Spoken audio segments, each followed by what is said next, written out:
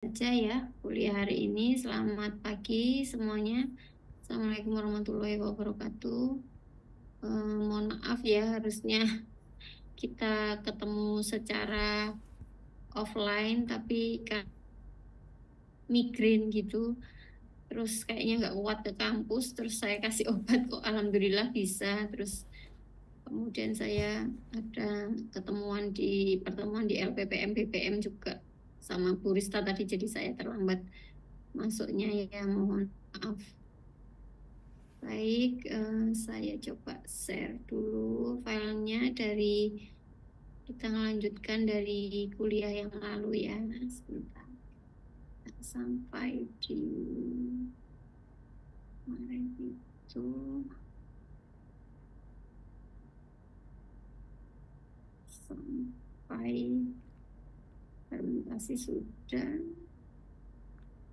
media sudah ya. Nah ini ya. Media kemarin sudah ya? Sudah, Bu. Sudah ya. Yang teknik sterilisasi belum ya? Sampai teknik sterilisasi seingat saya ya. Terakhir media masih. Media ya, oke. Kita share ini kayaknya. Share sampai sini ya.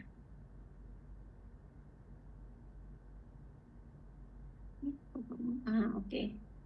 Sudah terlihat? Sudah. Baik ya, saya lanjutkan ya. Jadi seperti yang saya jelaskan minggu lalu bahwa mikroorganisme itu selama untuk hidup gitu ya. Jadi ada proses fermentasi yang menunjukkan bahwa dia itu hidup, dia itu tumbuh gitu ya. Nah, untuk proses fermentasi yang kemarin saya sebutkan, berarti itu memang itu harus ada media ya. Kemudian kemarin itu jadi syarat terjadinya fermentasi ya. Jadi harus ada media, mikroorganismenya harus hidup. Jadi yang pertama harus ada mikroorganisme dan harus hidup. Kemudian ada medianya supaya dia bisa hidup tadi itu, dan harus diletakkan pada tempat yang sesuai ya gitu ya, pada lingkungan yang sesuai. Jadi ada faktor-faktor lingkungan juga yang harus diperhatikan. Nah, aspek media kemarin komponennya sudah saya jelaskan ya, bahwa media itu harus ada apa saja ya. Kemarin komponen apa yang harus ditambahkan dalam jumlah yang ekses itu masih ingat saudara? Komponen apa yang harus ditambahkan dalam jumlah ekses masih ingat?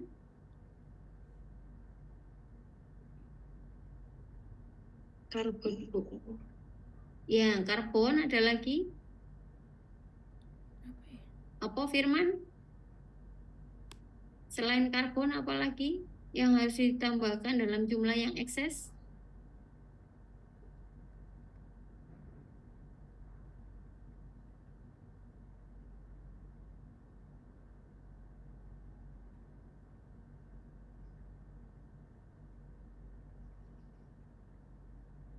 Mungkin nitrogen, Bu. Oh ya, nitrogen. Ya, ya, karbon dan nitrogen. Ya, itu harus di, diguna di diberikan atau disuplai dalam jumlah yang berlebihan ya. Karena kemarin kenapa? Kenapa? Karbon sama nitrogen harus disediakan dalam jumlah ekses. Masih ingat? Karena komponen bakteri tersusun dari karbon, Bu. Ya, DNA itu lah karbon sama nitrogen ya kan? DNA kan asam amino, ndak bisa. Jadi dinding sel itu juga karbon ya. Jadi disediakan dalam jumlah yang berlebih ya. Jadi komponen-komponen untuk dia survive itu adalah karbon dan nitrogen supaya dia bisa tumbuh gitu ya. Baru kemudian saudara tambahkan makronutrien lainnya ya. Ada apa namanya, oksigen itu juga makronutrien kan gitu ya. Ada fosfor gitu, itu juga makronutrien, magnesium itu juga makronutrien. Ada juga yang mikronutrien yang saudara perlunya dalam jumlah yang minim gitu ya, sedikit disebut juga sebagai trace element karena dia biasanya adalah yang seperti saya sebutkan minggu lalu bahwa dia itu sebagai aktivator dari enzim ya gitu ya supaya terjadi reaksi kimia ya. Oke ya. Nah, kalau dilihat dari bentuknya, saya yakin saudara sudah tahu bahwa media itu kalau dilihat dari konsistensinya ada yang bentuknya padat dan bentuknya cair ya.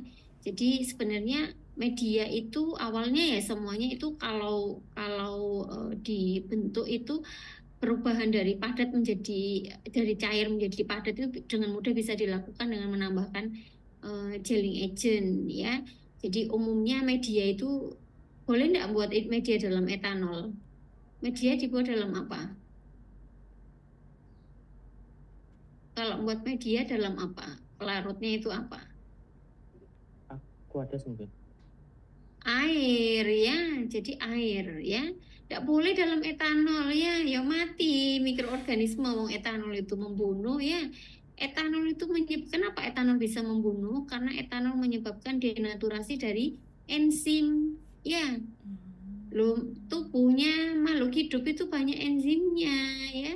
Jadi kalau tidak hanya enzim, protein itu terdenaturasi ya. Makanya alkohol itu bisa digunakan untuk membunuh mikroorganisme karena ya itu tadi dia menyebabkan kerusakan protein ya, salah satu protein kan enzim ya.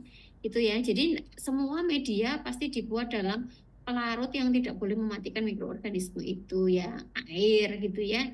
Jadi dibuat dalam air, jadi dilarutkan dengan air. Nah, kalau nggak larut diapakan ya dipanaskan. Dipanaskan itu kan membantu proses pelarutan. Ya, kadang media memang tidak harus larut dalam air.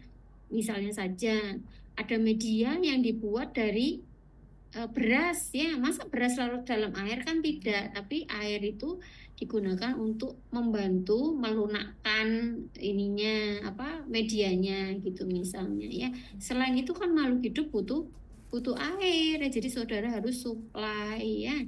Jadi memang harus di dalam media itu harus ada air, baik dalam mungkin airnya minim, jadi padat itu kan minim ya, atau dalam jumlah yang berlebih gitu ya. Nanti kita lihat ada kondisi lingkungan yang memerlukan banyak air ya. Jadi media cair itu dibuat dalam air gitu ya. Kemudian bisa dipadatkan dengan menambahkan gelling agent, misalnya agar itu yang paling umum digunakan. Gelling agent yang lain ada silika gel, ada kelatin dan sebagainya. Ya. Kemudian media itu juga harus disterilkan ya. Nanti kita lihat cara sterilisasinya. Nah, seperti ini ya. Jadi ada berbagai macam metode sterilisasi. Mungkin kuliah S1 saudara sudah tahu ya bahwa prinsip sterilisasi itu adalah harus membunuh mikroorganisme yang ada di dalam alat atau bahan yang akan digunakan ya, yang akan digunakan untuk menumbuhkan mikroorganisme lain gitu ya. Jadi intinya saudara tidak boleh terjadi cross contamination gitu ya. Jadi intinya ingin membunuh mikroorganisme. Nah, berbagai macam metode yang membunuh mikroorganisme itulah yang digunakan. Yang pertama adalah menggunakan panas ya. Ada sterilisasi yang menggunakan panas. Saudara tahu tadi kita sudah belajar bahwa makhluk hidup itu terdiri dari protein kan gitu ya. Oleh karena itu apa saja yang merusak protein itu pasti membunuh mikroorganisme. Contohnya panas, baik itu panas basah ataupun panas kering. Kalau panas basah ya pakai dandang misalnya kayak gitu kan, pakai uap air itu kan panas juga ya. Atau panas kering misalnya pakai oven ya, jadi ada sterilisasi yang menggunakan oven ya. Nah, sterilisasi panas itu bisa digunakan untuk mensterilkan media, bisa juga untuk mensterilkan alat. Jadi kalau saudara mau menumbuhkan mikroorganisme gitu ya, terus saudara nanti saya pakai botol, di dalam Erlenmeyer ya, botol atau Erlenmeyernya itu juga harus disterilkan ya gitu. Nah, nanti ini saya lewati ada video ini ya. Kemudian ada sterilisasi yang menggunakan tekanan ya, tekanannya otomatis tekanan tinggi ya. Nah, tekanan tinggi itu bisa merusak protein atau karbohidrat. Nah, kalau karbohidrat itu adalah komponen dari dinding sel ya.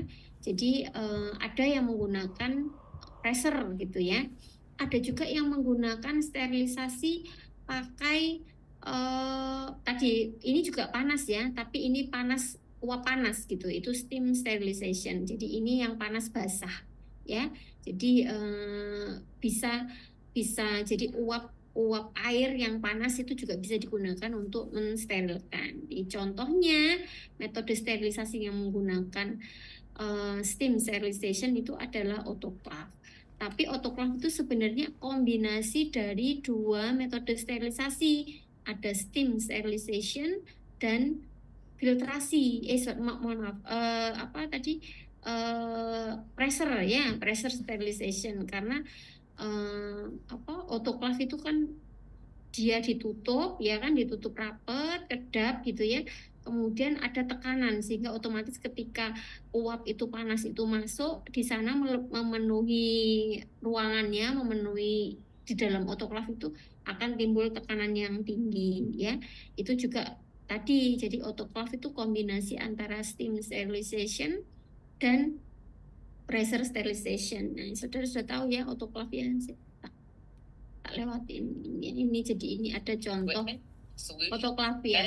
Jadi if bacteria, fungi, or viruses are present, saudara bisa dengar nggak ada suaranya keluar so how do we dari sterilize materials in the lab? We use a device called an autoclave. dari video keluar suaranya. An autoclave is a powerful pressure cooker that uses heat, steam, and pressure to destroy microorganisms. Saudara bisa dengar nggak suara dari videonya? Slow exhaust cycle, and second, we'll sterilize some empty bottles using fast exhaust. Okay. We need to sterilize this flask containing an agar bacterial media. Cover the top with foil. Ya, ini jadi dia mensterilkan media ya. Kemudian ini ada ada masking tape-nya, tapi ini sebagai indikator ya. Jadi yang putih ini yang belum disterilkan. Kalau setelah proses sterilisasi maka dia akan berubah menjadi warna kehitaman. Ya. Add deionized water to the level indicator line. Ya, ini harusnya pakai deionized water supaya nggak terus alatnya ya, tapi biasanya kita pakai aqueous biasa. Use the control panel to Ya, set the jadi kurang mode lebih seperti ini ya, di suhunya pada 120 derajat, 121 derajat selama umumnya sih selama minimum 15 menit. Ya. Run the autoclave for at least 15 minutes. While it's running, enter the date and time and the operation details in the log. Di farmasi ada ini, kalau sudah kerja di lab mikrobiologi ini ada. Ini. Kita juga punya autoclave seperti ini. The black lines are visible. Ini sudah lihat ya tadi warnanya putih, sekarang ada garis-garisnya hitam ya, karena itu indikator proses sterilisasinya sudah berjalan dengan baik ya. Baik, saya lewati saja. Tadi sudah, kenapa saya lewati ini ya, karena tadi saya ingin menjelaskan yang autoclave tadi ya. Baik, nah yang berikutnya ini ada sterilisasi dengan radiasi ya. Jadi radiasi itu juga menyebabkan terjadinya denaturasi dari proteinnya, intinya begitu ya. Jadi ini ada yang sifatnya adalah ionizing radiation dan ada yang non ionizing radiation. Yang non ionizing ini yang memang paling banyak ya kita gunakan itu dengan menggunakan UV. Contohnya misalnya saudara sebelum laminar airflow LAF itu digunakan biasanya setelah disemprot dengan etanol, kemudian saudara nyalakan lampu UV-nya ya. Jadi itu adalah salah satu proses sterilisasi ya. Jadi dia mensterilisasi permukaan ya, hanya permukaan saja, tidak bisa tembus sampai ke dalamnya, itu tidak bisa ya. Kemudian ada yang ionizing, yang kalau yang ionizing ini ada X-rays, gamma rays, juga ada elektron gitu ya, dengan menggunakan pancaran elektron itu juga bisa digunakan ya. Teknologi radiasi ini juga aman untuk bahan-bahan yang tidak tahan panas. Alternatif lain untuk bahan-bahan yang tidak tahan panas itu adalah sterilisasi dengan menggunakan filtrasi ya. Jadi filtrasi, saudara tahu bahwa mikroorganisme itu punya ukuran ya. Oleh karena itu kita pakai penyaring atau filter yang ukurannya itu ukuran poringnya lebih kecil dari ukuran partikel daripada lebih kecil dari diameter dari mikroorganisme ya. Biasanya sih pakai 0,2 mikron ya. Kalau 0,5 ya enggak bisa ya, masih tembus. Sehingga kalau filter itu yang dipakai adalah 0,2 mikron. Ini contohnya yang di video ini adalah As you might imagine, this whole dengan procedure cara is filtrasi ya, sterilisasi dengan menggunakan filtrasi. Jadi harus dilakukan di laminar airflow. Jadi semua alat yang digunakan juga sudah harus tersterilkan. Jadi seperti ini sudah steril ya. Kemudian saudara tinggal memfilter ya. Termasuk pipetnya itu juga harus steril ya. Ada pipet yang steril juga yang sudah dijual, atau kalau saudara mau mensterilkan sendiri juga bisa ya. Nah seperti itu. Nah yang cairan yang keluar dari filter ini otomatis dia sudah akan steril dan bisa saudara gunakan. Jadi ini khusus untuk bahan-bahan yang tidak tahan panas gitu ya. Jadi kalau saudara ada yang pekerjaannya itu secara mungkin reaksinya menggunakan bioasa yang secara in vitro, banyak juga yang memang saudara tidak boleh mengkontaminasi gitu ya. Terus bahanmu misalnya sampelmu nggak tahan panas gitu ya, saudara mau menguji ekstrak tapi ekstraknya nggak boleh terkontaminasi. Salah satu metode ininya adalah dengan filtrasi seperti ini ya, karena mungkin saudara tidak boleh sampelmu dilarutkan dalam etanol, kan membunuh mikroorganismenya nanti ya, membunuh mungkin virusnya mati gitu ya, bakterinya mati gitu ya, selnya mati. Jadi salah satu tekniknya adalah dengan cara filtrasi seperti ini ya. Baik. Selanjutnya adalah faktor-faktor yang mempengaruhi pertumbuhan mikroorganisme. Itu ada faktor intrinsik dan ekstrinsik. Yang kalau intrinsik itu berhubungan dengan media ya, media yang saudara gunakan, jadi dari nutrisinya, dari kadar air, pokoknya yang ada di dalam media. Tingkat keasaman misalnya berhubungan dengan pH, itu adalah faktor intrinsik. Sedangkan ekstrinsik itu yang di luar dari media gitu ya. Ini contoh faktor intrinsik adalah pH. Saudara tahu bahwa mikroorganisme itu tentu saja tidak hanya harus ditumbuhkan pada temperatur yang benar, tapi juga ditumbuhkan pada pH yang sesuai ya. Jadi ada range pH-nya gitu ya. Umumnya mikroorganisme itu tumbuh pada rentang antara pH 4,5 sampai 9 ya. Tapi banyak juga mikroorganisme yang tumbuh di luar itu ya. Misalnya mikroorganisme yang sifatnya namanya acidophilic mikroorganisme ya. Dia bakteri yang tahan asam, mikroorganisme yang tahan asam gitu. Ada juga yang tahan terhadap basa, pH yang tinggi, misalnya pada Vibrio chlerae itu tahan terhadap pH yang tinggi. Jadi saudara harus benar-benar mengenali mikroorganisme ini tumbuh pada pH berapa, dan itu saudara harus sesuaikan ya. Kemudian kadar air gitu ya.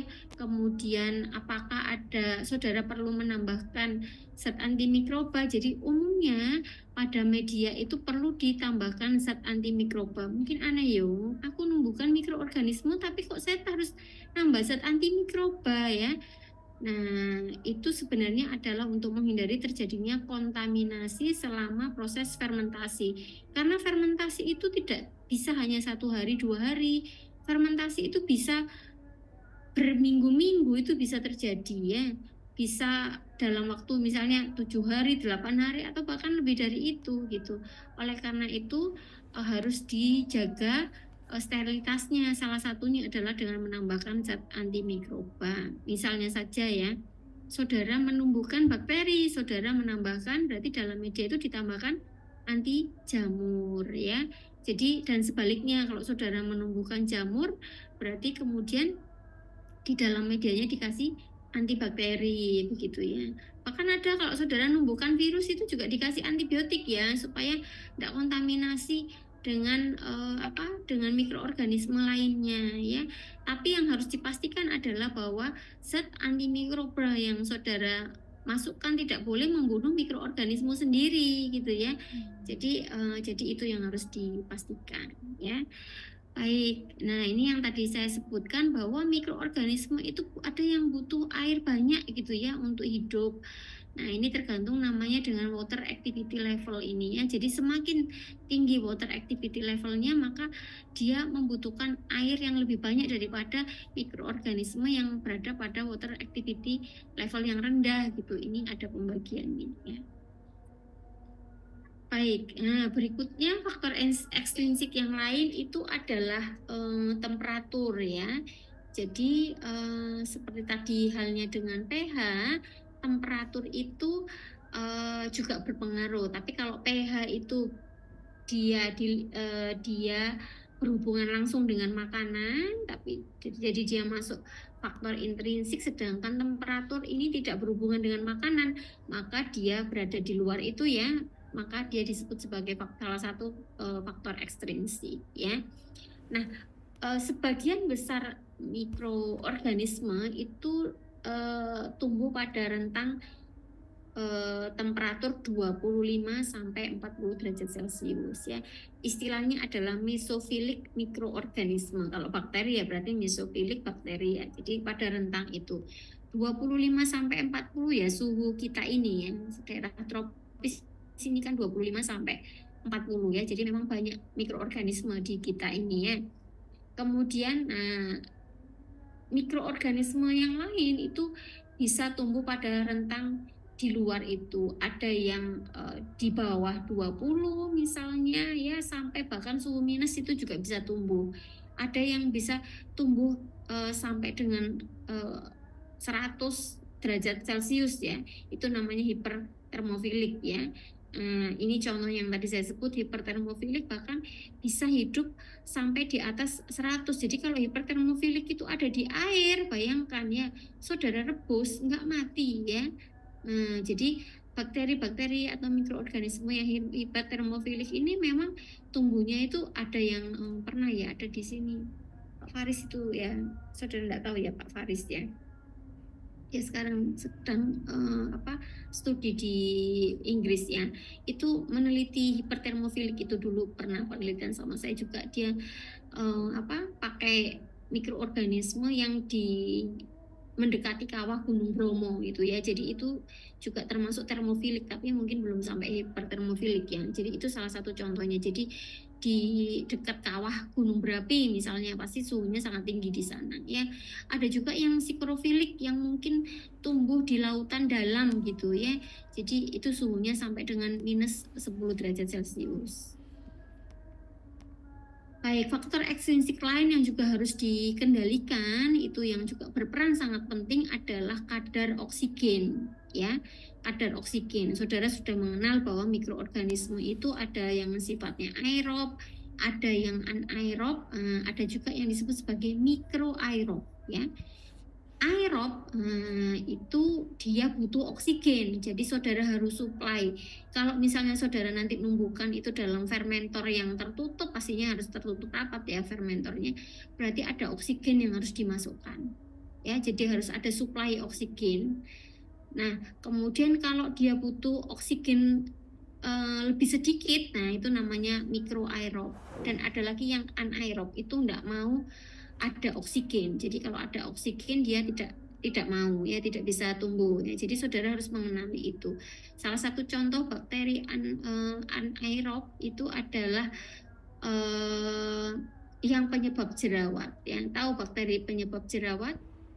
Propionibacterium acne ya, itu bakteri penyebab jerawat, itu dia adalah anaerob. Jadi kalau saudara mau meneliti tentang anti jerawat, kalau saudara kemudian menumbuhkan pada inkubator biasa ya enggak bisa tumbuh ya, karena dia anaerob, mati kalau ada oksigen justru ya. Jadi inkubatornya juga harus ada inkubator anaerob ya, jadi harus khusus. Oleh karena itu saudara harus mengenali ya tadi mikroorganisme yang akan saudara tumbuhkan. Baik, ya ini beberapa contoh saja kombinasi dari komponen medianya ya. Misalnya pada Saccharomyces cerevisiae ya, yeast ini saudara bisa menggunakan karbon source-nya itu adalah glukosa atau sukrosa, kemudian nitrogennya itu pepton ya dengan konsentrasi sekian.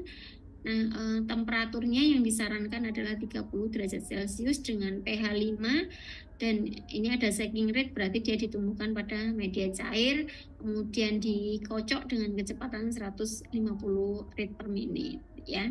Nah, ini contoh, ada beberapa contoh yang lain ya. Baik ya, jadi ini menginjak yang fermentasi ya.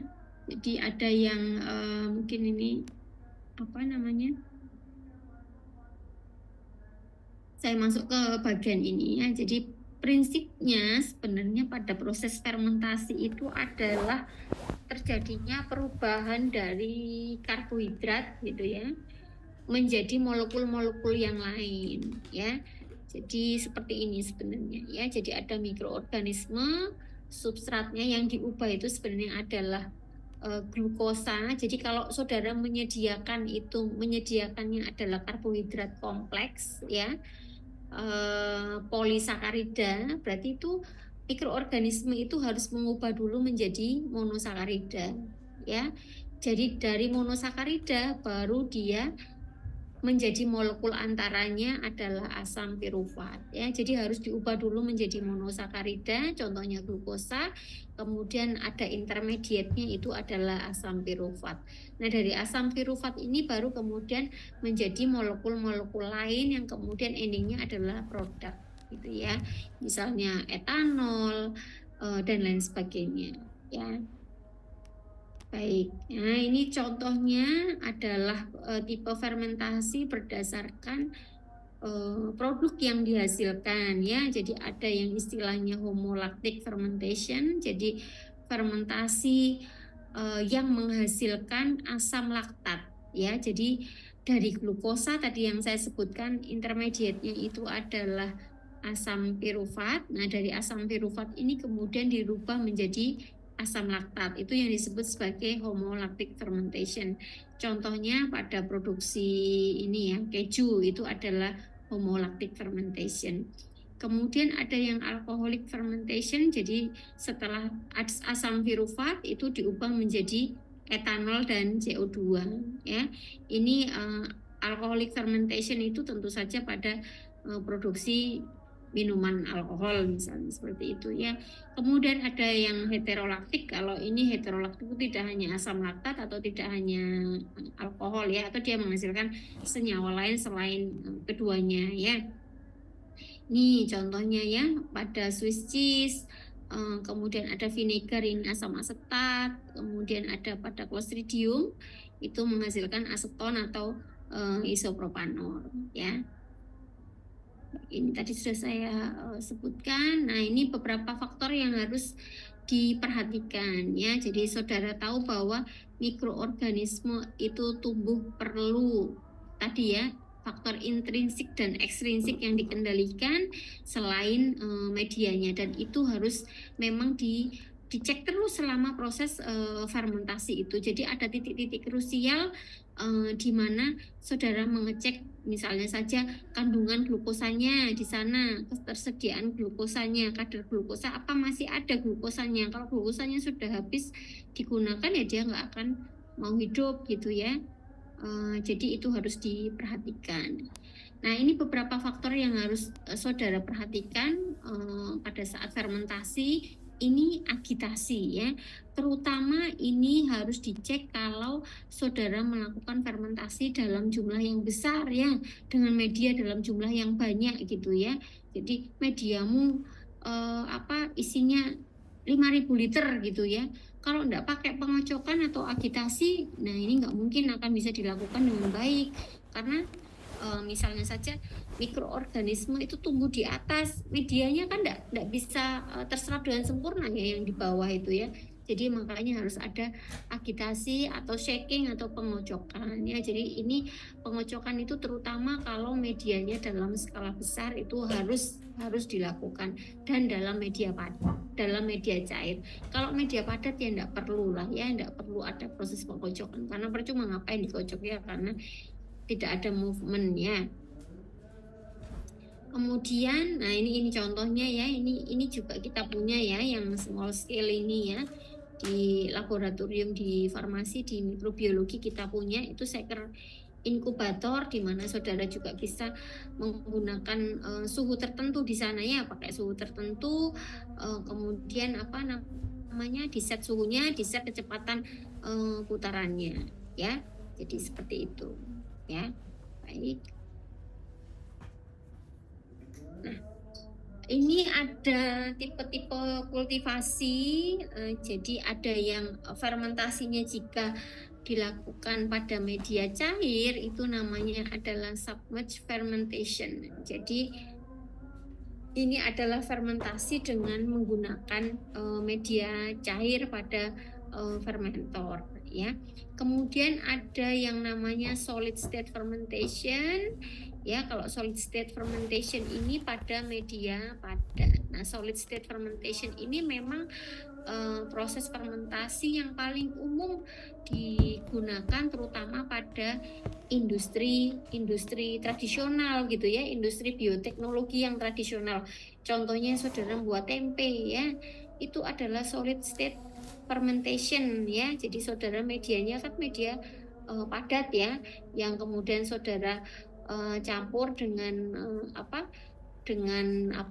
jamur tempe itu tadi ya. Jadi ini memang industri bioteknologi yang tradisional itu memang paling banyak menggunakan solid state fermentation. Nah, dan bahkan pada solid state fermentation itu banyak sekali bahan-bahan yang misalnya sebenarnya itu sampah gitu ya, itu bisa digunakan. Ini ya contohnya, pada saudara bisa menggunakan ampas tebu ya, yang tentu saja sudah mungkin nilai ekonomisnya itu sudah hampir tidak ada gitu ya. Jadi ini masih bisa digunakan. Kemudian ada misalnya dari itu ya, produk-produk pembuatan minuman teh kemasan gitu ya.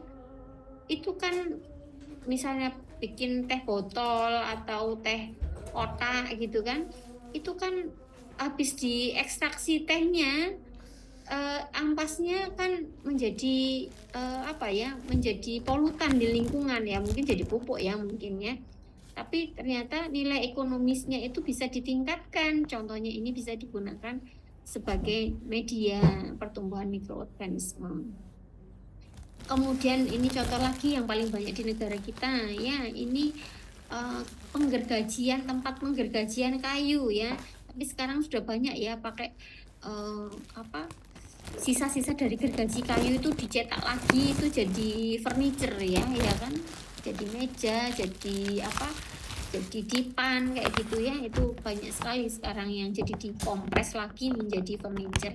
Tapi sebenarnya itu ampasnya bukan sampahnya tadi, sisa-sisa penggergajian kayu itu bisa juga digunakan sebagai media. Jadi sudah ada yang menggunakan seperti itu ya, karena kayu seperti halnya tadi ini ya, yang di atas ini yang ampas tebu itu banyak mengandung karbohidrat kompleks ya. Jadi dinding sel tanaman itu banyak mengandung selulosa ya, selulosa, hemiselulosa. Nah, itu juga sebagai sumber karbohidrat kompleks. Nah, contoh lain, misalnya di Malang itu kan banyak yang bikin jus apel gitu ya. Jus apel, sari apel yang kayak gitu-gitu ya. Dikompres terus ampasnya dikemanakan ya, mungkin jadi pupuk gitu ya sekarang, tapi itu juga ternyata masih bisa digunakan. Sama halnya dengan industri minyak misalnya ya, ampas kelapanya bisa digunakan sebagai media pertumbuhan mikroorganisme ya. Jadi pada solid state itu banyak sekali pilihannya gitu ya. Contoh yang pernah saya gunakan itu saya pakai beras ya, tapi kalau itu duduk sampah ya itu juga pernah saya pakai untuk menumbuhkan, waktu itu saya pakai untuk fusarium kalau nggak salah ya. jamur yang saya isolasi dari ini, dari apa? Kamu tahu jenggeret apa sih bunyi itu? Kalau di itu loh, kalau di kebun itu ya, jadi namanya sikada, in Englishnya namanya sikada, tapi kalau bahasa Jawanya jenggeret apa kayak gitulah. Itu semacam seperti kecoak tapi dia memang serangga ya. Jadi saya isolasi dari sana, saya dapat fusarium dulu, kemudian saya tumbuhkan pakai media beras ya. Lumayan beberapa senyawa baru pernah saya laporkan dari situ ya. Kemudian ada ini aplikasinya ya, aplikasinya pada industri ya. Jadi pada seperti tadi saya sebutkan bahwa industri tradisional ya itu menggunakan solid state fermentation. Ada juga industri yang menghasilkan pupuk tadi itu juga pakai solid state fermentation. Ada juga yang produksi enzim ya itu juga pakai itu. Bahkan antibiotika ya, penicillin itu pasti pakai solid state fermentation. Jadi masih bisa digunakan ya. Kemudian, nah ini ada fermentor dan bioreaktor ya. Jadi saya menemukan pustaka memang ada yang menyebutkan bahwa fermentor dan bioreaktor itu adalah dua hal yang berbeda. Tapi banyak juga pustaka lain yang menyebutkan bahwa keduanya sebenarnya sama saja ya. Jadi supaya saudara tidak bingung, jadi ada pustaka yang mengatakan berbeda, ada yang mengatakan sama. Nah, berbedanya di mana? Sebentar, ada nggak ya tabelnya? Saya enggak ada ya. Saya lupa. Saya hapus kayaknya di sini. Oh ya. Ya, jadi ada yang mengatakan berbeda ya. Nah, bedanya itu salah satu perbedaannya itu adalah skalanya. Ada yang menyebutkan begitu ya. Jadi kalau bioreaktor ada yang menyebutkan skalanya itu puluhan ribu, itu disebut sebagai bioreaktor. Kalau fermentor itu skala kecil, ada yang mengatakan begitu ya. Kemudian fermentor itu sistemnya katanya tidak tertutup, sistem sterilisasinya, mohon maaf ya. Jadi ada yang mengatakan bahwa fermentor itu adalah yang sterilisasinya terpisah, fermentornya sendiri, medianya sendiri. Nah, ada yang kalau bioreaktor itu yang sterilisasinya itu media bisa dimasukkan ke dalamnya baru disterilisasi, kemudian disterilisasi bersama. Ya, jadi in situ namanya, in situ sterilization ya. Tapi supaya saudara tidak bingung ya, sekarang kita pakai konsep bahwa fermentor dan bioreaktor itu sama saja gitu ya. Jadi kalau saya sebut fermentor itu juga bioreaktor ya. Nah, seperti yang tadi di slide sebelumnya bahwa fermentasi itu ada media padat dan ada yang pakai media cair ya. Jadi fermentornya juga disesuaikan, bioreaktornya juga sesuai ya. Jadi ada yang fermentor atau bioreaktor untuk solid state fermentation, jadi dia letaknya posisinya itu horizontal seperti ini, sedangkan yang vertikal ya ini adalah untuk yang medianya cair ya. Jadi ini memang sudah disesuaikan demikian ya. Tapi yang paling banyak digunakan itu memang yang submerged fermentation yang pakai media cair yang seperti ini. Nah, bagian-bagian fermentor, nah ini saudara bisa lihat di sini. Jadi ini yang saya contohkan ini adalah yang untuk media cair ya.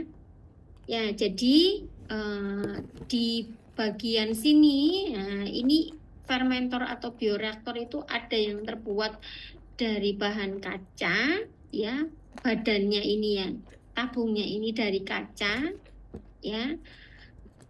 Terutama yang skala kecil ya, skala laboratorium itu dari kaca. Tapi yang skala besar banyak yang dibuat itu dari baja tahan karat atau stainless steel ya. Kemudian di bagian luarnya ini ada pelindung ya. Di sini ada space yang biasanya memang ini terbuat juga dari baja tahan karat ya. Tapi sebenarnya itu ada celah antara badan utama tabung ini dengan yang saya sebutkan ini. Ini adalah namanya disebut sebagai cooling jacket ya. Jadi cooling jacket ini kalau seperti rotary evaporator itu saudara tahu itu coolernya ya. Jadi ini ada tempat di mana air itu masuk dan air itu keluar. Jadi air yang masuk itu adalah air dingin ya. Nah, kemudian ini dikeluarkan ya. Fungsinya untuk apa ya? Fungsinya untuk menstabilkan temperatur. Nah, saudara tadi sudah tahu bahwa temperatur itu sangat memengaruhi pertumbuhan mikroorganisme ya. Selama proses fermentasi, kalau saudara masih ingat di bagian yang saya sebutkan tadi di beberapa slide sebelumnya tadi, bahwa proses fermentasi itu menghasilkan energi panas ya. Nah, oleh karena itu kalau itu tidak ada cooling jacket itu tadi, panasnya akan timbul berlebihan sehingga menyebabkan kematian mikroorganisme. Jadi dirinya sendiri bisa mati gitu ya, tanpa bantuan orang lain tuh mati karena tadi panas yang berlebihan. Oleh karena itu ini ada namanya cooling mantle atau cooling jacket ya. Kemudian ini ada motor. Jadi ini adalah motor penggerak yang menggerakkan impeller. Intinya pengaduk. Kalau saudara punya apa namanya juicer itu ya di rumah yang blender yang untuk ngejus itu kan ada juga ya yang bagian atas yang kita tancapkan pada tutupnya itu ya. Nah itu juga impellernya, ada impellernya untuk mengaduk ya. Jadi untuk mengaduk media ya. Kemudian di sini ada beberapa valve, kemudian ada untuk ngecek pH misalnya, kemudian untuk masukkan udara, terutama kalau itu adalah aerob, berarti butuh oksigen. Nah ini dimasukkan oksigennya. Jangan lupa oksigen. Udara yang dimasukkan itu udara yang sudah udara yang steril gitu ya. Jadi ya memang ada filter-filter tertentu supaya tidak ada mikroorganisme masuk ke dalamnya. Kemudian, di sini saudara tahu ada steam. Nah, ini adalah berfungsi untuk menghasilkan panas. Jadi steamnya itu dari dua arah, dari atas sama dari bawah. Nah, jadi ini adalah yang sterilisasinya in situ. Jadi medianya dimasukkan, kemudian disterilisasi bersama dengan bioreaktornya ya. Otomatis sterilisasinya itu sebelum mikroorganisme dimasukkan, jadi medianya saja. Bagaimana jika saudara punya komponen dari media itu yang tidak tahan panas ya, itu tidak boleh disterilisasi dengan ini karena sterilisasi bioreaktornya kan menggunakan panas, maka itu disterilisasi dengan cara yang lain, misalnya tadi filtrasi. Oleh karena itu setelah ini steril, kemudian mencapai temperatur suhu yang suhu kamar ya biasanya ya, sudah dingin gitu ya, baru kemudian itu dimasukkan secara terpisah ya. Jadi biasanya ada valve di sini ya yang digunakan untuk memasukkan bahan-bahan media yang misalnya tidak tahan panas seperti itu. Kemudian di sini ada harvesting valve. Jadi kalau panen itu dikeluarkan dari bawah seperti ini, ada salurannya gitu ya untuk mengeluarkan. Baik, nah ini contohnya fermentor yang skala lab ya. Ini kita punya ya kalau farmasi belum ada, tapi di lab namanya LIHTR itu ada ini ya, yang small scale ini ya. Nah seperti ini ya. Jadi dalamnya ini terbuat dari kaca sebenarnya, tapi ada pelindungnya yang terbuat dari stainless steel ya. Kemudian ada motornya tadi di dalamnya ya. Saudara bisa monitor semua tekanan, temperatur dan sebagainya dilihat dari monitor di sini ya. Baik, saya lanjutkan. Ini tadi sudah. Kemudian yang pilot scale itu skalanya 300 sampai 3000 liter. Kemudian ada yang industrial scale fermenter itu lebih daripada 10.000 liter ya. Nah, baik, ada pertanyaan sampai sini sebelum saya lanjutkan? Belum ada?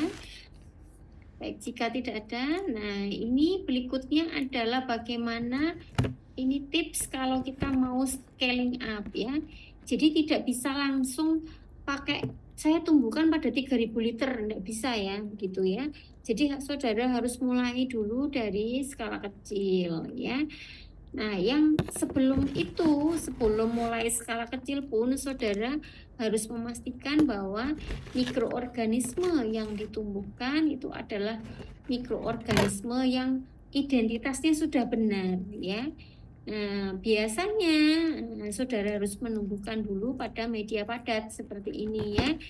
Jadi saudara goreskan di sini pakai ose ya, dipastikan bahwa secara morfologi itu benar, bahkan bila perlu saudara lakukan proses identifikasi secara genetik ya, jadi dengan misalnya DNA sequencing ya, itu bila diperlukan ya. Dipastikan juga tidak ada kontaminasi ya, jadi sudah harus benar identitasnya dan harus murni. Kalau sudah yakin kedua hal itu, baru kemudian saudara tumbuhkan pada media cair. Jadi kebenaran identitas itu tidak boleh dilakukan pada media cair karena sulit ya bagi saudara untuk mengidentifikasi. Jadi dilakukan pada media padat seperti ini. Setelah itu baru saudara pindah. Kalau medianya memang saudara mau tumbuhkan pada media cair ya dipindahkan ke media cair seperti ini.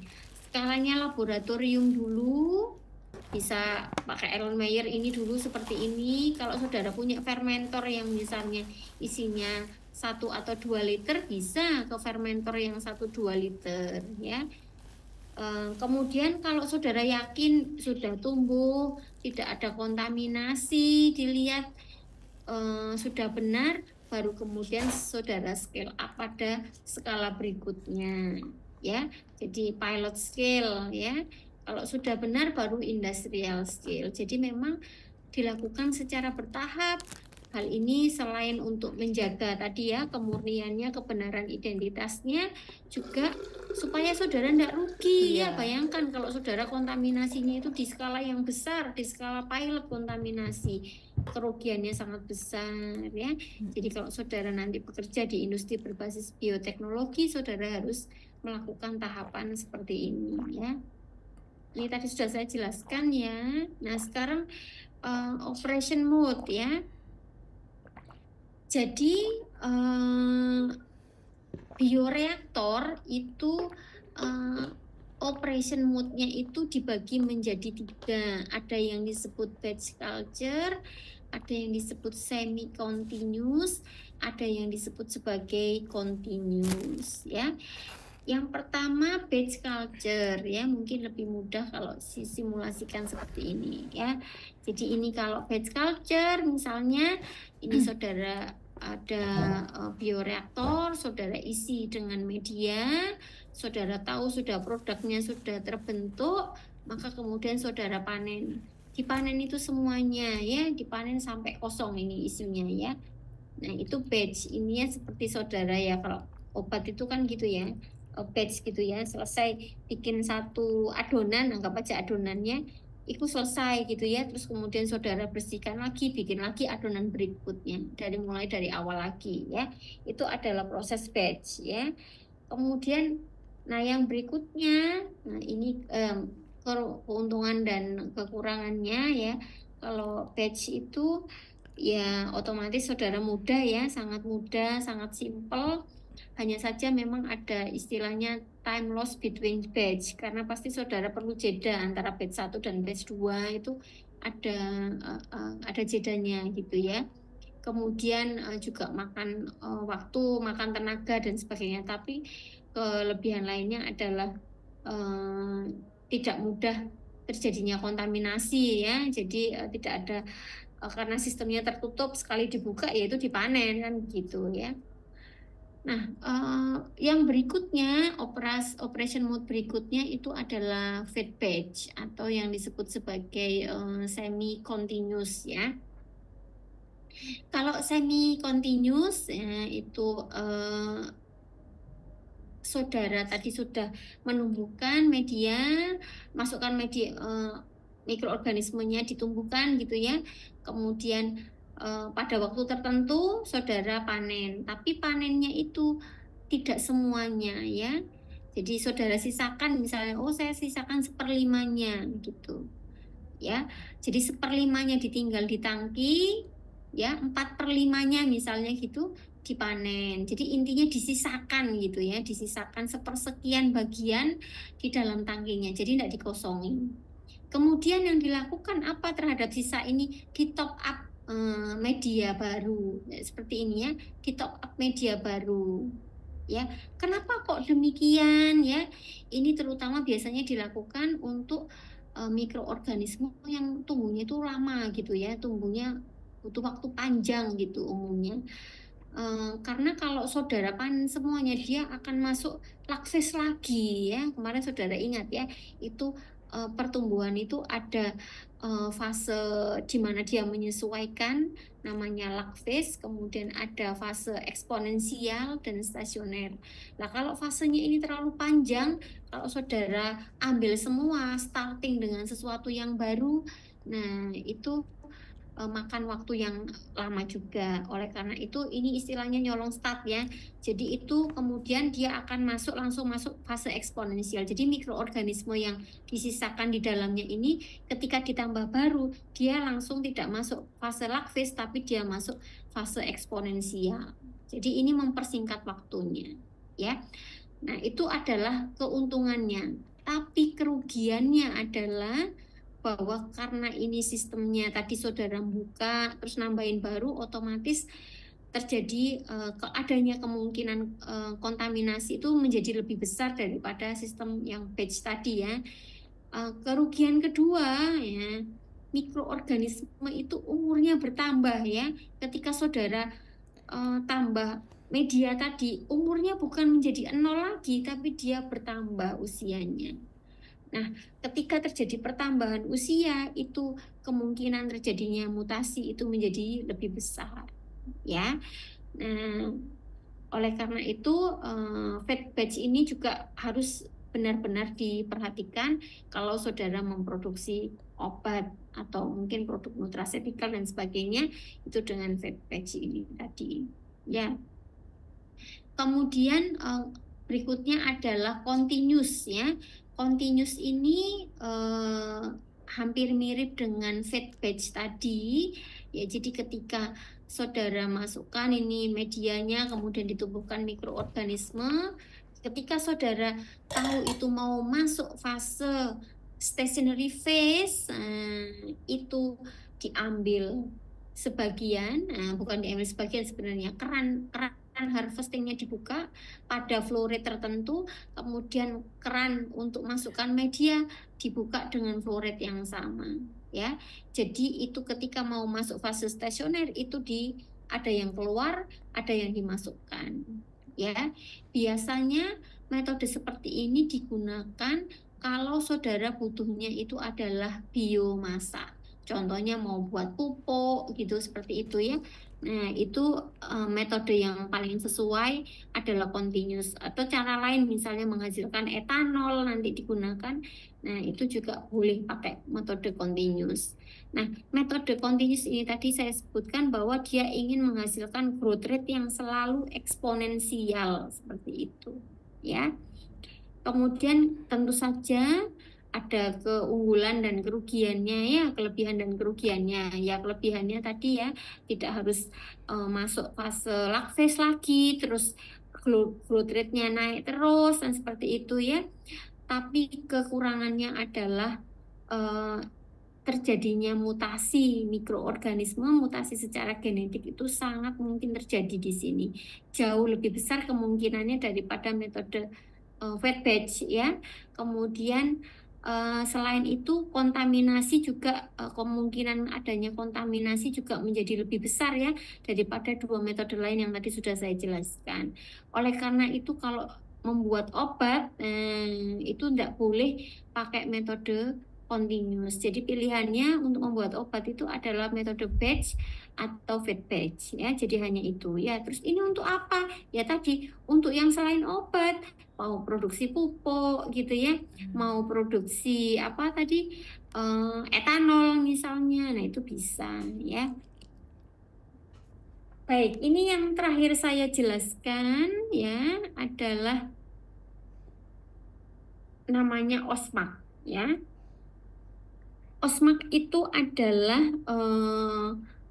one strain, kepanjangannya adalah one strain many compounds ya.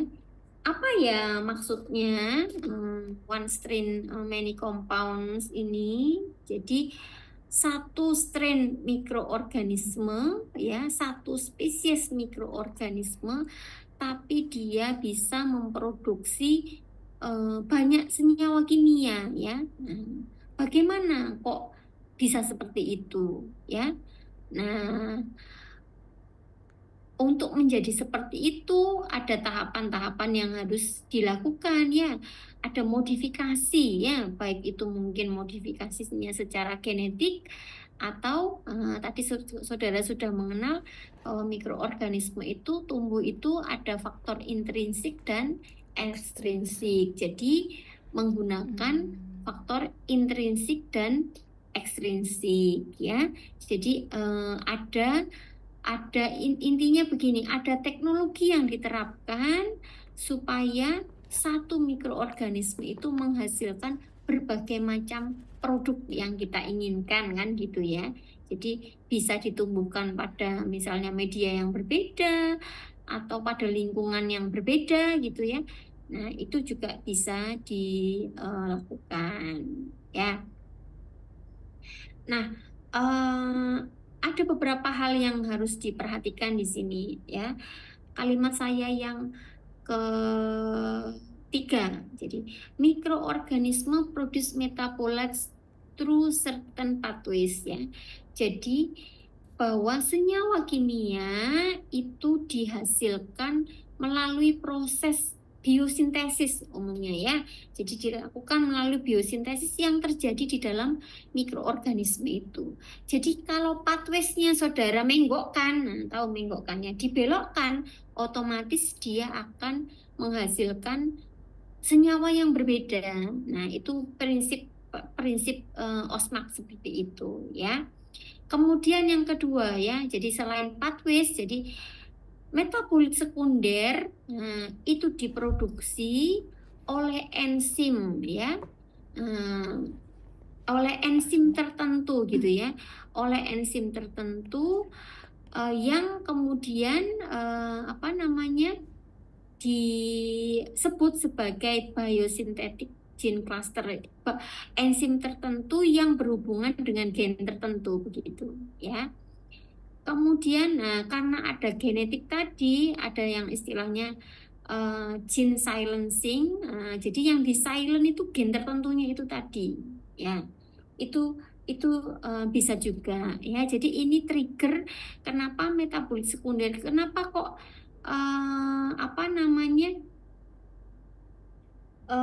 mikroorganisme saya kok bisa menghasilkan senyawa yang berbeda-beda. Nah, ini juga perlu diperhatikan ya. Keajekan dari mikroorganisme itu dalam menghasilkan senyawa kimia ya, terutama kalau senyawa kimia yang dihasilkan itu adalah yang minor ya, itu banyak sekali. Ini merupakan problema kalau saudara menggunakan mikroorganisme, karena saudara tahu di sini ya, berubah sedikit kondisi lingkungannya berubah, pH-nya saudara ubah ya, itu sudah menghasilkan sesuatu yang berbeda. Jadi itu menjadi satu kelebihan dan juga menjadi satu kelemahan ya. Kelebihannya kalau saudara ingin punya variasi, oke, saya ingin buat dia menghasilkan sesuatu yang memang berbeda-beda. Tapi kekurangannya adalah ya, kalau saudara tidak hati-hati, misalnya saudara, aku ingin memproduksi senyawa A, tapi senyawa A ini mungkin minor gitu ya. Nah, itu bisa mungkin konsentrasinya berkurang gitu, yieldnya bisa berbeda-beda dalam setiap batch, atau mungkin malah tidak terbentuk ya, karena faktor ini tadi itu. Oleh karena itu ini harus menjadi perhatian ya. Jadi tidak hanya ini menjadi hal yang positif saja, tapi itu juga menjadi drawback pada pada bioteknologi ya. Jadi itu memang harus benar-benar dilakukan. Ini terjadi pada saya sendiri ya soalnya ya. Jadi kadang-kadang faktor air yang digunakan, faktor temperatur, misalnya saja listriknya mati kayak gitu ya, tiba-tiba listriknya mati, sekernya mati, inkubatornya mati. Lah itu ada beberapa saat di mana dia harus tumbuh pada temperatur yang berbeda dari biasanya. Lah itu bisa menyebabkan metabolit sekunder yang saudara inginkan tidak terbentuk ya.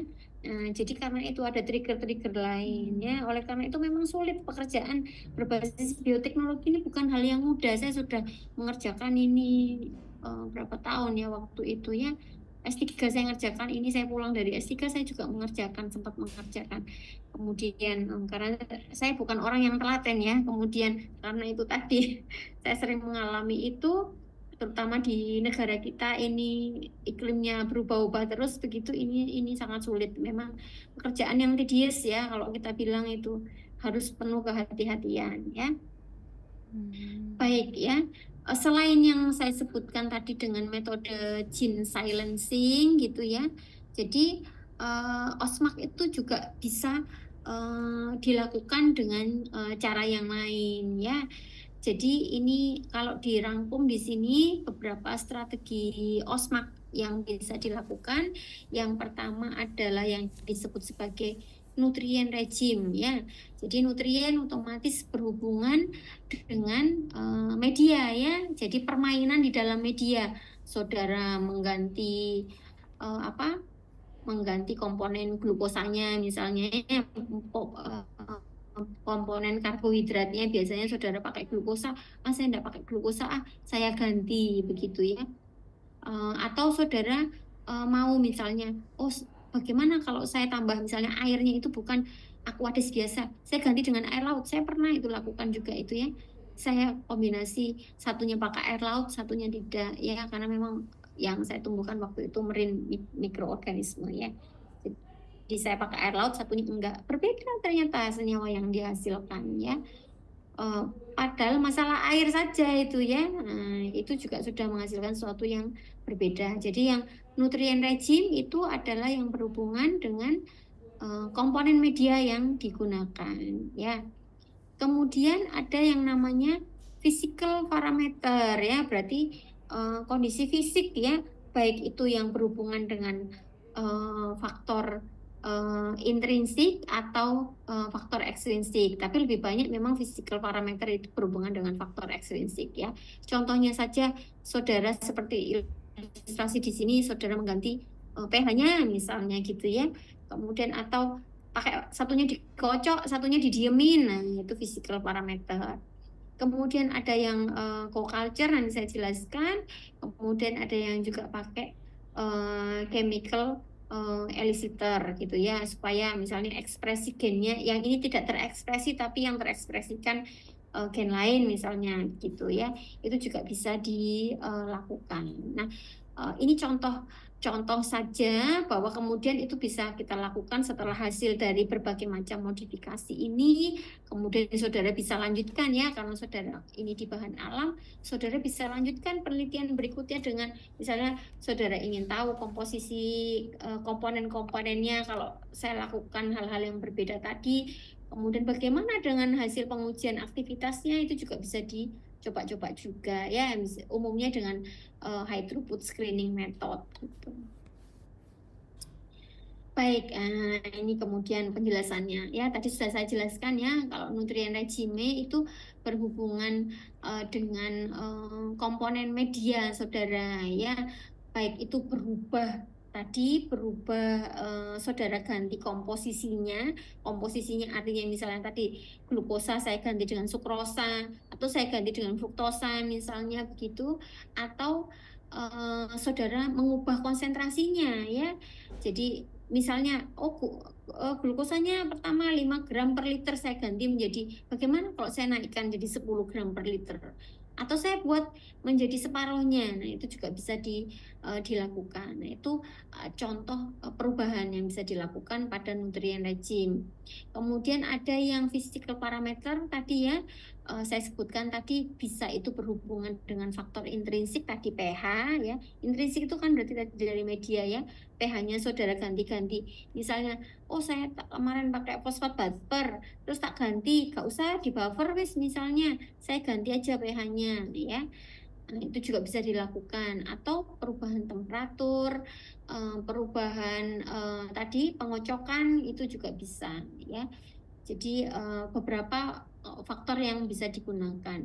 Kemudian ada kokultivasi ya. Kalau kokultivasi ini adalah kultivasi bersama. Bersama siapa ya? Kultivasi bersama mikroorganisme lain umumnya ya. Jadi mikroorganisme lain itu bisa mikroorganisme yang patogen, bisa yang non patogen yang ditumbuhkan bersama. Tapi paling banyak kalau saudara temukan di pustaka itu banyak ditumbuhkannya itu bersama dengan mikroorganisme patogen ya. Nah, kenapa demikian? Itu diharapkan menjadi trigger bagi mikroorganisme yang off target ini untuk menghasilkan sesuatu yang baru. Misalnya ya, contohnya saudara numbuhkan misalnya jamur misalnya namanya acremonium ya, atau fusarium yang tadi saya contohkan, ditumbuhkan bersama dengan bakteri. Bakterinya bakteri patogen misalnya. Oh, saya tumbuhkan bersama Escherichia coli ya. Nah, bagaimana? Apakah dia kemudian menghasilkan sesuatu yang berbeda? Nah, itu bahkan ada yang meneliti ya. Itu dibagi, ada nggak ya slide saya di sini? Oh, nggak ada ya. Jadi bahkan ada yang meneliti bahwa ada zona yang terbentuk di antaranya. Jadi misalnya saudara plate itu petri dish itu dibagi menjadi dua gitu ya, dibagi menjadi dua bagian. Sisi kanan misalnya itu ditumbuhkan E. coli, sisi kiri ditumbuhkan dengan fusarium misalnya ya. Kemudian yang di tengah-tengahnya itu kan tumbuh ya nanti. Nah, bagian yang tengah-tengah di mana E. coli itu berhubungan langsung dengan ini tadi berhubungan dengan fusariumnya. Nah, fusariumnya itu ternyata terjadi perubahan. Nah, itu ada beberapa contoh, saya lupa ya masukkan di sini ya. Jadi bagian tengahnya itu kemudian diekstraksi, ternyata menghasilkan senyawa yang berbeda ya. Itu juga bisa dilakukan, bisa terjadi di sana ya. Kemudian yang terakhir yang namanya adalah chemical elicitor ya. Jadi kalau chemical elicitor itu jadi menambahkan senyawa kimia tertentu ya, gitu ya. Kemudian dia berhubungan dengan tadi misalnya men-silence ekspresi protein di dalam klaster gennya tadi itu ya, sehingga senyawa kimia tertentu itu menjadi tidak terbentuk, tapi menjadi senyawa malah menyebabkan gen yang lain misalnya terekspresikan dan menghasilkan senyawa kimia yang lainnya ya. Jadi ada 4 metode itu yang bisa diterapkan ya. Ini beberapa contoh yang nanti bisa saudara searching lebih banyak lagi ya. Contohnya ini yang pakai chemical elicitor ya. Jadi untuk men-silence pada gene cluster bakteri tertentu. Kemudian yang ini kokultivasi. Jadi kalau ini contohnya adalah penicillium yang ditumbuhkan bersama dengan Streptomyces. Kalau ini bukan ini ya, bukan patogen ya. Ada lagi yang perubahan pada medianya ya. Tadi ya ada yang komponen medianya diganti misalnya ya. Ini contohnya ditambahkan gula ya, tipe gulanya diganti ya. Ternyata dia menyebabkan produksi senyawa kimia yang berbeda. Kemudian ini contoh efek dari perubahan kadar garam itu. Jadi faktor fisik ya. itu juga bisa menyebabkan terjadinya perubahan ya. Jadi ini pada Salinispora actinobacteria yang kemudian suplementasi dengan kadar garam tertentu menyebabkan perubahan pada antibiotika yang dihasilkan ya. Baik, sampai di sini ada yang ingin bertanya. Ini buku-buku yang saya gunakan ya untuk menyusun perkuliahan ini. Sampai di sini ada yang ingin ditanyakan barangkali? Permisi, Ada yang Ibu. ingin bertanya? Melisa ingin bertanya. Ya. Ya, terkait tadi aplikasi dari Osmak, kira-kira berarti apakah jamur endofit ini termasuk pada aplikasi Osmak ya, Bu? Ya, jamur endofit itu kan mikroorganismenya ya. Jadi istilah endofit mungkin harus dipahami dulu ya. Jadi endofit itu adalah yang biasanya tumbuh di organisme lain ya. Jadi kalau saudara menggunakan istilah jamur endofit, itu adalah jamur yang tumbuh pada organisme lain ya.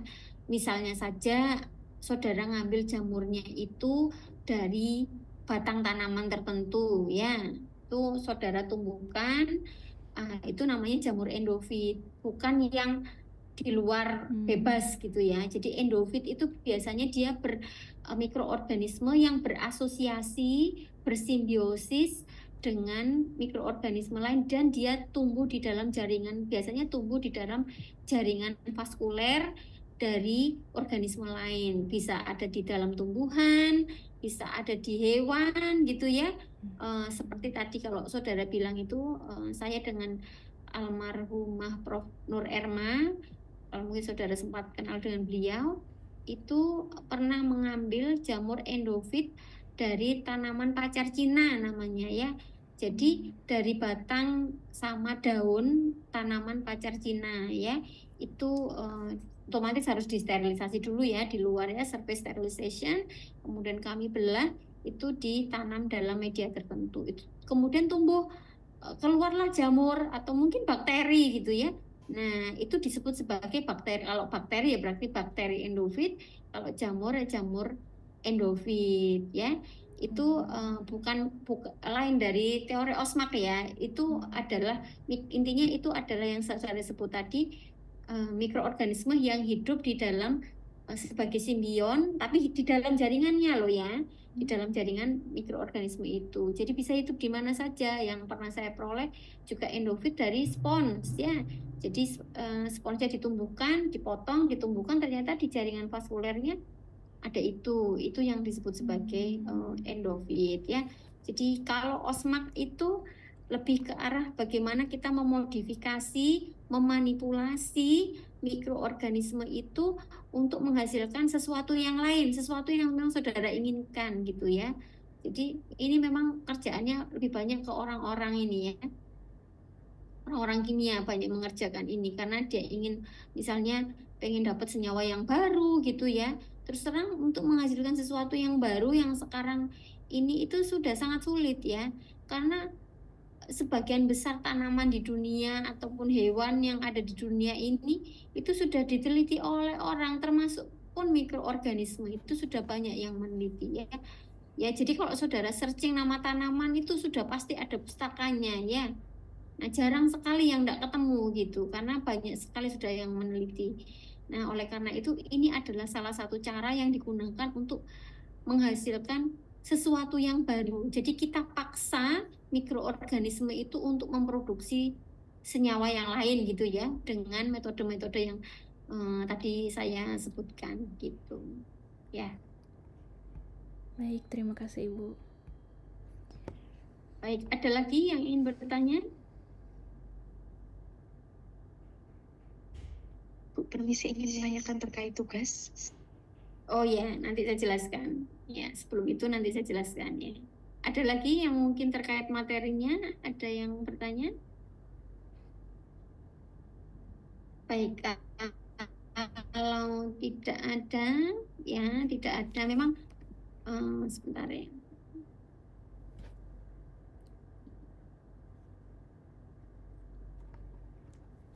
Saya share lagi ya.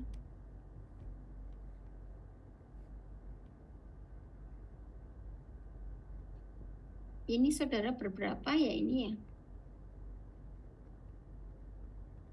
8, Bu. Kalau presentasi satu kali itu nggak cukup ya. Kelompokan aja ya. Kelompokan aja. Karena waktunya berkelompok saja, 22 menjadi 4 ya berarti ya. Dengan saya enggak ya. 22 lah ono sing siji ya rek ya. 8 itu dengan saya. Berapa ya Mbak Ave? Mahasiswanya 8, Bu. Oh 8 ya. Kok iki mau pitu? Siapa yang Tadi- enggak masuk? Tadi hadir, Bu, Mbak Zonita. Tapi mungkin barusan tidak Oh, sempat. barusan enggak ada ya. Oh, oke. Berarti betul ya, 8 ya. Nanti silakan dibagi sendiri kelompoknya siapa dengan siapa begitu. Nah, ini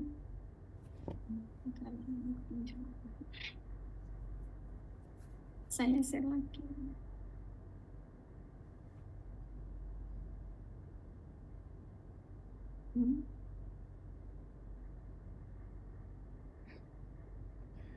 Ya, jadi ini ya.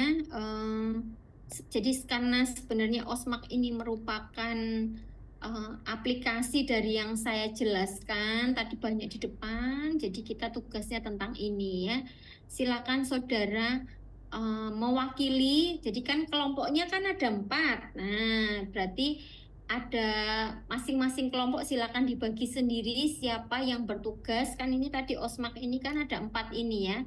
Jadi ada nutrien, ada physical parameter, ada co-cultivation, dan ada chemical elicitor. Ya, silakan dibagi sendiri siapa yang tadi, tapi 4 kelompok itu harus pilih masing-masing ini, jadi harus tercover. Entah silakan, misalnya nutrien regime ini kelompok 1, physical parameter kelompok 2, co-cultivation kelompok 3, dan chemical elicitor kelompok 4. Ya, silakan. Kalau mau begitu, silakan kalau bisa papernya tidak 1 ya. Jadi minimum 2 paper ya, minimum 2 paper yang membahas hal tersebut ya. Jadi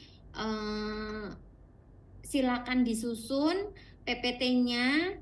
Enggak perlu membuat makalah, enggak perlu, hanya PPT saja. Jadi silakan minimum 2 artikel tentang masing-masing topik saudara presentasikan. Kalau kita mau ketemu minggu depan ya berarti minggu depan ya. Sebentar, saya tadi sudah ada janji. Pokoknya tidak tanggal 27 karena saya sudah ada tadi agenda dengan Bu Rista itu tanggal 27. Minggu depan tanggal 27 itu hari Rebo ya. Jadi pokoknya jangan, sementara yang saya sudah ada kegiatan itu adalah tanggal 27 dan sebentar 26 juga enggak bisa ya karena ujian biotek. Nah, di S1 saya juga enggak bisa. Nah, silakan kalau mau lagi seperti hari ini, misalnya hari Kamis, karena saya yakin saudara butuh waktu juga ya, mungkin tugas tidak hanya dari saya. Jadi kalau misalnya ketemu lagi minggu depan hari Kamis, silakan. Dan saya harap offline ya. Ini mohon maaf ya, tadi saya sendiri yang janjiin offline tapi tidak bisa ya. Jadi minggu depan kalau hari Kamis tanggal 28 salah ya, bener ya, tanggal Kamis berapa? Iya, 28. Ya bener ya, 28, enggak apa-apa di tanggal itu. Kalau saudara mau tanggal lain silakan ya. Ya, kalau minggu berikutnya itu sudah mendekati suasana lebaran ya soalnya ya. Mungkin kalau ada yang mau mudik ke luar kota, mudik lebih awal takutnya kehabisan tiket ya. Ya kalau bisa sih, kalau saya sih nggak masalah, saya hari Senin kok. Ya, tanggal 8 ya. Jadi saya sih enggak masalah kalau saudara mau tanggal 4, mau tanggal 5 juga enggak masalah ya. Kalau mau harus itu ya, mungkin mudiknya ke luar negeri ya, saya enggak tahu ya. Elo ya, bisa mudik ke luar negeri. baik, nanti diatur saja ya sendiri ya, tinggal Mbak Afi menghubungi saya ya. Jadi kalau pokoknya nggak tanggal 27 saja ya, karena saya sudah ada agenda. Tanggal 3 aja juga masih ada agenda lainnya. Kalau minggu berikutnya jangan tanggal 3 ya. Ada lagi yang mau ditanyakan? Cukup, baik kalau cukup nanti materinya saya tidak tahu sudah ada sudah ini ya hebatnya ya bisa masuk ya, nanti saya masukkan kalau ini ya. Baik, kalau sudah tidak ada yang lagi yang ingin didiskusikan, saya akhiri. Selamat siang. Assalamualaikum warahmatullahi wabarakatuh. Terima kasih Bu. Ya.